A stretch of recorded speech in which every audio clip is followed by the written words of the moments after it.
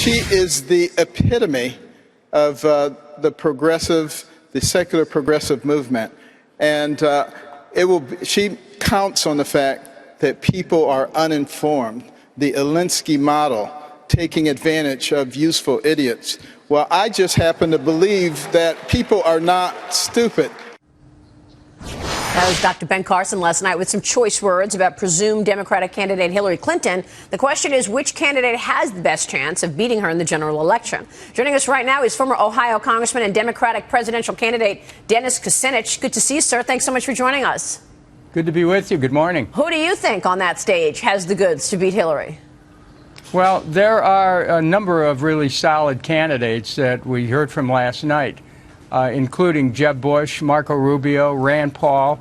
You have to look at where the vulnerabilities might be with Secretary Clinton, certainly on foreign policy and on civil liberties with respect to the Patriot Act. Rand Paul is very strong on that. Jeb Bush came out very collected on a number of key issues that are important to the Republican base. I think he has the ability to rally establishment Republicans. Don't write off Donald Trump just yet, because he's opened up a new space among Republicans and is perhaps driving into the Republican Party some more independent-minded people. That's a great point. What about John Kasich from your home state? How did he do?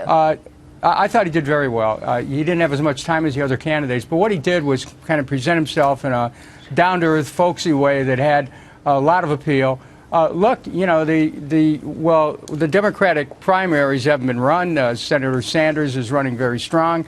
You know, Secretary Clinton has an advantage. If she's the nominee of the party, the Republicans are going to have a strong ticket.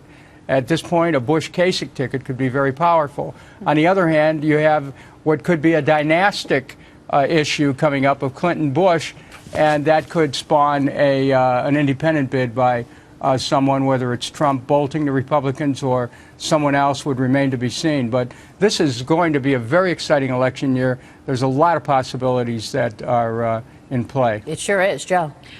I'm just wondering who you think the Democrats are most concerned about running against or gaining traction, since we have so long until November. In Democratic circles right now, in the few hours since the debate, what's been the major stress and concern? Which candidate? Well, I think that it still remains to be seen. It's too early to say who should draw the most concern. Look, Jeb Bush he gained yesterday because he came across as very solid and knowledgeable. You know, I may disagree with him on a number of issues, but he performed ably. When you look at Donald Trump, Trump's a wild card. He doesn't play by anybody's rules. That has a real appeal in America. And so you have to, this primary season is going to be very interesting, because Democrats, more than focusing on the other candidates, ought to get their own game together on the economy, on jobs, on health care, on retirement security. Yeah, Congressman, you're absolutely right. Did you hear enough substance on those issues from the likes of, for example, Donald Trump? Well, what Donald Trump has done is to catch the emotional tenor of the election, which is a big deal. Right, but the substance is a big deal, too. Well, we like to hope so, but the reality is that he struck an emotional chord. Now, then let's go to substance.